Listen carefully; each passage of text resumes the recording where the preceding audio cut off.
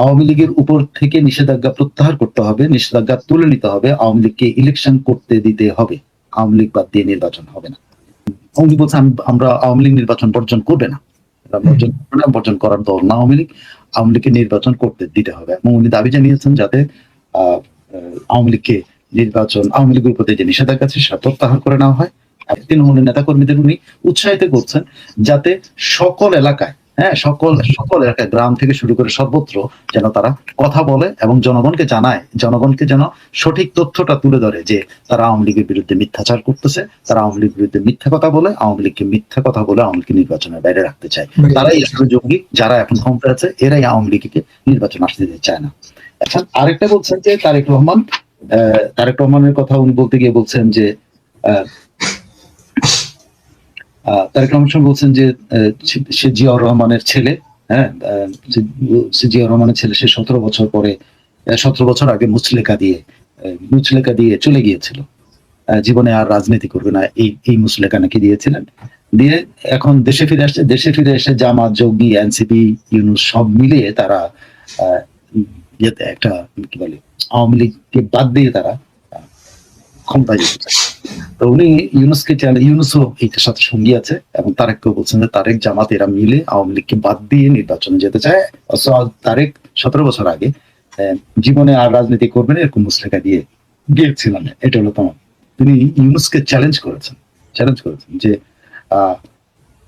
আওয়ামী লীগকে ইউনূসকে চ্যালেঞ্জ দিচ্ছেন এভাবে যে অবৈধভাবে আপনি ক্ষমতা দখল করতে পারছেন, সেটা করাটার মতো গৌরবের কিছু নাই, কিন্তু আপনি নিজে একবার চেষ্টা করেন তো ইলেকশনে জিতে আসতে পারবেন, চেষ্টা করেন।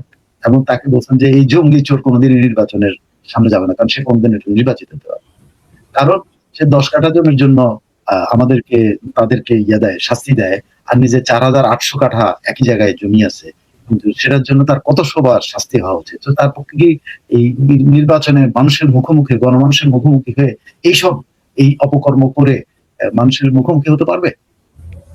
জঙ্গি দিয়ে ক্ষমতা দখল করতে পারছে সে, অন্য কোনো ভাবে তার পক্ষে সামনে চ্যালেঞ্জ করেছেন যে ইউনূস পারলে নির্বাচনে আসেন, নির্বাচনে আওয়ামী লীগকে মুখোমুখি হন এবং পারলে জিতেন। এবং উনি বলছেন নির্বাচনে আওয়ামী লীগ যদি থাকে তাহলে আওয়ামী লীগই জিতবে, অন্য কোনো দল জিতবে না। কারণ ওনার ব্যাখ্যা অনুযায়ী সেটা হলো যে 2008 সালের নির্বাচনে আওয়ামী লীগ 48% ভোট পেয়েছিল, এই 48% ভোটের চাইতেও এখন অনেক বেশি ভোট আওয়ামী লীগের পক্ষে আছে। তারপরে তিনি এই প্রসঙ্গ থেকে তিনি বিভিন্নবার ইউনূসকে বলছেন যে ইউনূসের বিভিন্ন সম্পদ নিয়ে কথা বলছে, সেগুলা আমাদের ইস্যু না, কিন্তু উনি যেটা বলছেন, দাবি করেছেন যে আওয়ামী লীগকে বাদ দিয়ে এটা নির্বাচন হওয়ার কোনো আওয়ামী লীগকে নির্বাচন দিতেই হবে, না দিলে উনি বলছেন যে যেখানে আছেন, যে অবস্থায় আছেন, স্থানীয়ভাবে যেখানে আছেন সেখানেই এদের বিরুদ্ধে দাঁড়ান এবং জনমত তৈরি করেন। তিনি বোঝা যাচ্ছে যে উনি এতদিন ধরে যে নেতৃত্ব, তৃণমূল পর্যায়ে যাদেরকে উনি কিছু দায়িত্ব দিয়েছেন বা দেবেন, তাদের উদ্দেশ্যে তিনি এই কথাটা বলেছেন যে স্থানীয়ভাবে প্রতিরোধ করা এবং স্থানীয়ভাবে জনমত তৈরি করা, যাতে আওয়ামী লীগকে বাদ দিয়ে নির্বাচন হতে না পারে। এবং একথাও বলছেন যে নির্বাচন বর্জন করে নাই, তাদের 1947 সাল থেকে এই পর্যন্ত 49 সাল থেকে এই পর্যন্ত তার এই পর্যন্ত আওয়ামী লীগ কোনো নির্বাচন বর্জন করে নাই। আওয়ামী লীগ নির্বাচন বর্জন, এবং এই 13 বার নির্বাচনের মধ্যে আওয়ামী লীগ 9 বারই নির্বাচন করে এসছে, সো তাকে বাদ দিতে হবে। তিনি জাতিসংঘকে টিটকারি করে বলছেন যে ইউনূস বললো 1400 আর জাতিসংঘ লিখে দিল 1400। উনি জাতিসংঘকে প্রশ্ন করেছেন যে যেখানে তারা এখন পর্যন্ত 700 জন লোককে দিতে পারেনি, ভাতা দিতে পারেনি, নিহত হয়েছে, তারাই 700 জন খুঁজে পাইছে তাদেরকে ভাতা দেওয়া যায়, তাহলে 1400 জন মানুষ মারা গেল কোথায় মারা গেছে? আর আরেকটা হলো যে উনি যেটা বলছেন যে জুলাইয়ের প্রথমেই তো হত্যা করা হয় একজন ছাত্রলীগ নেতাকে, তারপরে যুবলীগ নেতাকে ঝুলিয়ে মারা হয়, এবং তারপরে থেকে উনি পুলিশ হত্যা হয়েছে, অনেক হত্যাকাণ্ডের ঘটনা ঘটেছে, 460টা থানায় লুটপাট হয়েছে। এই সবগুলি ঘটনা কতজন মারা গেছে, তাদের হিসাব কোথায়? এবং বলছেন যে তারা যে 1400 হিসাব দেয়, এই 1400 হিসাব দিয়ে তো কোনো প্রুফ তাদের হাতে নেই, তারাই ভাতা দিতে পারে নাই যে 1400, তারা মাত্র 700 জনকে ভাতা দিয়েছে। এবং জাতিসংঘ টিটকারি করেছেন যে জাতিসংঘ তাদের ইয়ে অনুসারে একটা দিয়ে দিচ্ছে তার ইউনুসের কথা অনুযায়ী। আরেকটু বলছেন যে ইউনুস, তারেক রহমান বা এরা মিলে, সবাই মিলে গণতন্ত্র না, একটা স্বৈরতন্ত্র এবং জঙ্গি শাসন কায়েম করেছে এবং জঙ্গি শাসন অব্যাহত রাখবে। তারা কেউ বলছেন যে তারাও এই জঙ্গি শাসনের সাথে ইনভলভ হয়ে গেছেন। অস্ত্রশস্ত্র নিয়ে বলছেন 460টা থানা যে লুটপাট হয়েছে, সে 460টা থানার অস্ত্রগুলি কি হয়েছে। প্রথমত উনি বলেছেন যে এই 460টা যে অস্ত্রগুলি লুটপাট হয়েছে এগুলো বিক্রি করে দেওয়া হয়েছে, কোথাও বিক্রি করে দিয়েছে, এগুলো জঙ্গিদের হাতে চলে গেছে এবং জঙ্গিরা এগুলো কিনে নিছে, যে কারণে এগুলো উদ্ধার হচ্ছে না, কারণ জঙ্গি বান্ধব প্রশাসন এটা, তো এগুলো উদ্ধার হচ্ছে না। এবং উনি আরো যেটা বলেছেন যে দেশের যে অস্ত্রের ঝঞ্ঝানি এখন চলতেছে সেটাতে মানুষ নির্ভয়ে তার বাড়িতে থাকতে পারছে না। তিনি ইউনুসকে চ্যালেঞ্জ করেছেন যে আওয়ামী লীগকে, উনি বলছেন আমরা আওয়ামী লীগ নির্বাচন বর্জন করবে না, বর্জন করার দল না আওয়ামী লীগ, আওয়ামী লীগকে নির্বাচন করতে দিতে হবে। এবং উনি দাবি জানিয়েছেন যাতে আওয়ামী লীগকে নির্বাচন, আওয়ামী লীগের প্রতি যে নিষেধাজ্ঞা আছে সেটা প্রত্যাহার করে নেওয়া হয়, এবং প্রত্যাহার করলে ওনার ভাষা এরকম, আমরা বলছি আমরা নির্বাচন করতে চাই। বিএনপি সবসময় নির্বাচন বর্জন করেছে, আমরা বয়কট করি না, আমরা নির্বাচন করতে চাই।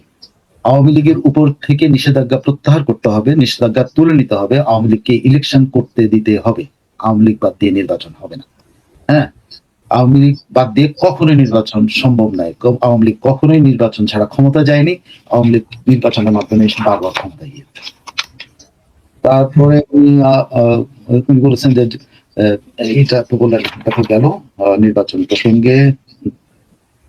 উনি এখনকার সময়কে একটা অন্ধকার সময়, অন্ধকার যুগ বলে ইয়ে করছেন, আখ্যায়িত করছেন, এবং বলছেন কেন, সেটা হলো যে প্রতিদিন গ্রামে গঞ্জে এইখানে সেখানে মানুষ হত্যা করা হচ্ছে। এখানে বলা নেই আওয়ামী লীগ হত্যা, আওয়ামী লীগের কাউকে, আওয়ামী লীগ শব্দটা বর্ণনা করছে, মানুষকে হচ্ছে, সাধারণ মানুষকে হত্যা করছে। এবং উনি স্পেসিফিক যেটা বলছেন 112 জনকে কারাগারের ভিতরে হত্যা করা হয়েছে, 112 জনকে কারাগারে, যে সারা বাংলাদেশে ঘর বাড়ি মানুষের ঘর বাড়ি ছারখার করে দেওয়া হয়েছে, অনেকের মা বাবার উপর অত্যাচার করেছে, স্ত্রী কন্যা অত্যাচার, এমনকি শ্বশুর শাশুড়ি যে তার ডিস্ট্যান্ট আত্মীয়, সে শ্বশুর শাশুড়ি এরা রেহাই দিচ্ছে না। হ্যাঁ, মাসের পর মাস মাঠে ঘাটে তার দলের কর্মীরা মাঠে ঘাটে অবস্থান করছে, তাদের খাওয়ার ব্যবস্থা নাই, তারা থাকতে পারে না, মাঠে ঘাটে তারা অবস্থান করছে। আওয়ামী লীগ নেতা কর্মীদের অবস্থার কথা বলতে গিয়ে এইটা বলেছেন। আরেকটা বলেছেন যে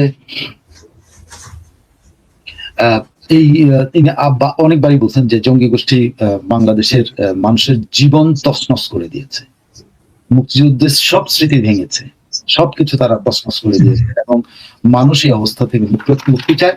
মানুষের মুক্তি চায় বলেই মানুষ একটা সুষ্ঠু নির্বাচন চায়, এবং তার কথা হলো যে সুষ্ঠু নির্বাচনের জন্য আওয়ামী লীগ, উনি বারবারই কথাটা ঘুরে ফিরেছেন যে আমাদের কথা স্পষ্ট, এক্স্যাক্টলি, মানে আওয়ামী লীগের নির্বাচনে আসতে দিতেই হবে, এটা দাবি উনি বারবারই করেছেন। এবং তার মধ্যে এইবার একবার উনি বলছেন যে আমাদের কথা স্পষ্ট, আওয়ামী লীগের উপর থেকে নিষেধাজ্ঞা প্রত্যাহার করতে হবে, আওয়ামী লীগকে নির্বাচন করার সুযোগ দিতে হবে। হ্যাঁ,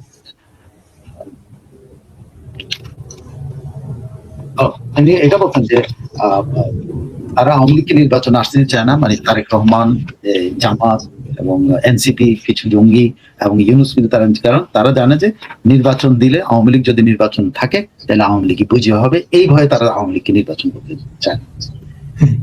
তিনি জনগণের প্রতি আহ্বান জানিয়েছেন যে এই অবস্থা থেকে দেশটাকে মুক্ত করতে হবে, এবং এই অবস্থায় মুক্ত করার জন্য এখানে এই ফাঁকে আরেকটা কথা বলছেন যে উনি যে 1400 লোকের হিসাব নিকাশের কথা বলতে গিয়ে উনি আরেকটা কথা মন্তব্য করছেন, যেটা আমি ভুলে গেছি। বলছেন যে ইন্ডেমনিটি কখন দেওয়া হয়, যখন অপরাধীদেরকে বাঁচানোর জন্য ইন্ডেমনিটি দেওয়া, সেই ইন্ডেমনিটি যে দেওয়া হয়েছে এবং যে অপরাধীদেরকে বাঁচানোর চেষ্টা করা হচ্ছে, সেই অপরাধীদেরকে বিচার করা হবে।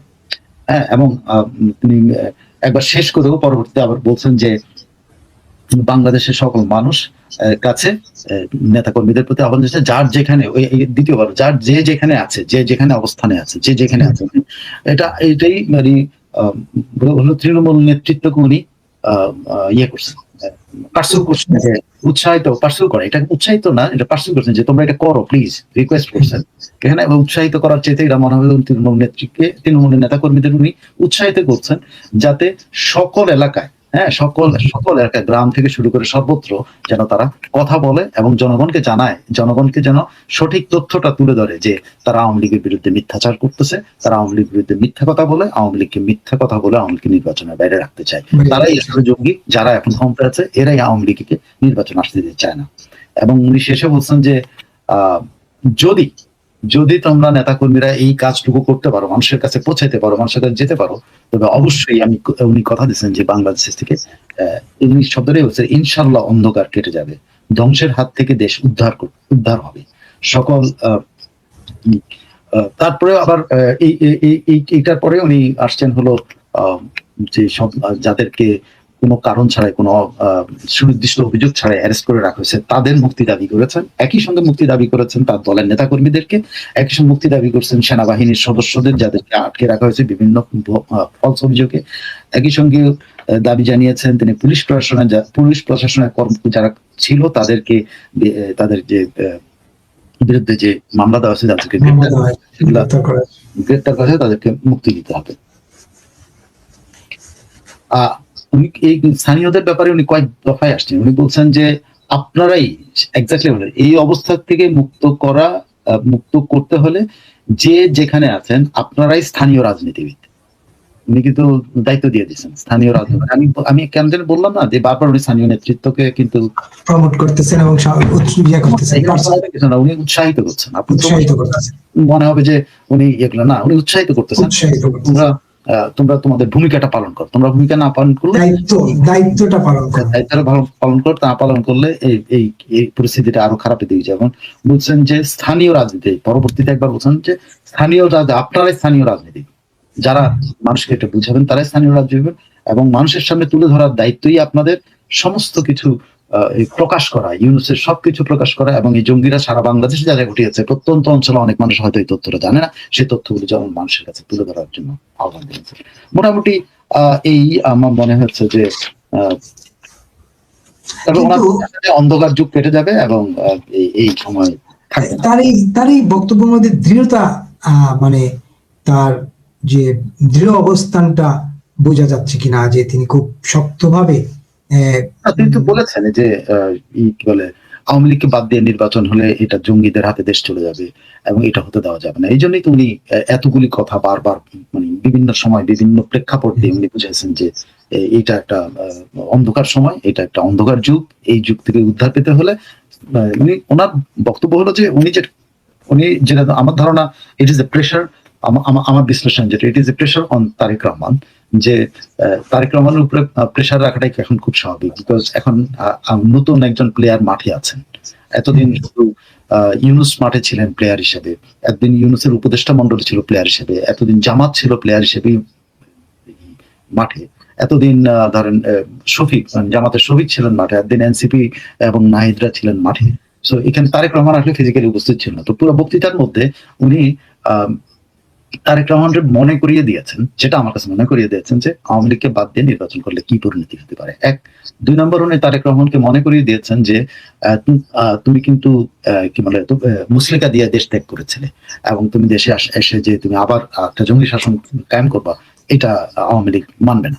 আরেকটা হলো যে আওয়ামী লীগকে বাদ দিয়ে কোন নির্বাচন, সেটা বৈধ নির্বাচন হবে না এবং সেই নির্বাচন গ্রহণযোগ্য হবে না। এবং তার মানে এটা আরেকটা চাপ তারেক রহমানের উপরে, যে আমার কাছে যেরকম আছে যে যদি নির্বাচন করো, যদি নির্বাচন হয়, যদি নির্বাচন হয়ে গেল আওয়ামী লীগকে বাদ দিয়ে, সেই নির্বাচনটা তোমার বৈধতা আনবে না, কারণ তুমি অলরেডি কিন্তু একটা মুসলিকা দিয়ে গেছো যে তুমি দেশের রাজনীতি করবে না, তুমি আসছো দেশের রাজনীতিতে, আমি কিন্তু সেটা ছাড় দিতে রাজি আছি, যে এটার বিনিময়টাকে তোমাকে রাজনীতিতে আমরা, আমার একটা ধারণা শেখ হাসিনা তাকে একটা ওপেন হার্ট আহ্বান জানাইলো যে তুমি এই কাজটার সাথে, যেহেতু তুমি এটার সাথে ইনভলভ, সো তুমি এই কাজটা করো, আওয়ামী লীগের নিষেধাজ্ঞার ব্যাপারে তোমারও ভূমিকা থাকতে হবে এবং তুমি দেশটাকে যদি সঠিক পথে নিতে চাও তাহলে আওয়ামী লীগকে নির্বাচন আসতে। এটা আমার একটা কেন জানি মনে হচ্ছে যে একাধারে তারেক রহমান সম্পর্কে উনি কঠোর কথা বললেন যে 32 নম্বর ভাঙার সাথে সে জড়িত, এবং একেবারে উদাহরণ দিচ্ছেন যে একজন যুবদল নেতা, হ্যাঁ, রোমান হাওলাদার, সে এটা করছে, সো এটার সাথে উনি তারেককে লিঙ্ক করেছেন, তারপরে ইউনুস বাহিনী করছে, সো তারেকের উপর একটা প্রেশারও রেখেছেন। আর এট দ্য সেম টাইম উনি প্রেশারের সাথে সাথে উনি তারেকের কাছে একটা এটাকে সফট কল বলবো না আমি, একটা হার্ড কলই, যে তুমি এটা আওয়ামী লীগকে বাদ দিয়ে যদি কোনো নির্বাচন হয় সেই নির্বাচনটা বৈধ হবে না, সেই নির্বাচনে মানুষের মতামত প্রতিফলিত হবে না। যদি